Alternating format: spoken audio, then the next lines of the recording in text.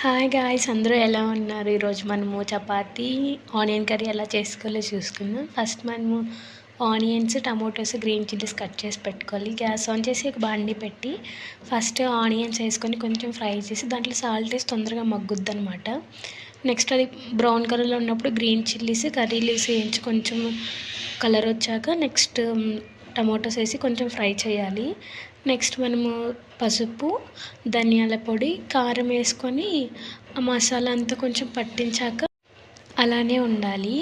Next కొంచెం fry చేసుకోవాలన్నమాట. Next water వేసుకోవాలి. అలాగే ఒక 2-3-5 మినిట్స్ క్లోజ్ చేసుకొని 2-3-5 మినిట్స్ పెట్టుకున్నామంటే మనకు ఆనియన్ కర్రీ రెడీ అయిపోద్ది. మనకు చపాతీ పొరలు పొరలుగా రావాలంటే ఫస్ట్ రౌండ్గా చేసుకొని దాని మీద ఆయిల్ అప్లై చేసుకొని నెక్స్ట్ దాన్ని 4 లేయర్స్గా ఫోల్డ్ చేసుకొని మళ్ళీ రౌండ్ చేసుకోవాలి. మీరు అలా చేయండి ఫ్రెండ్స్, నిజంగానే అది పొంగుద్ది అనమాట చాలా బాగా.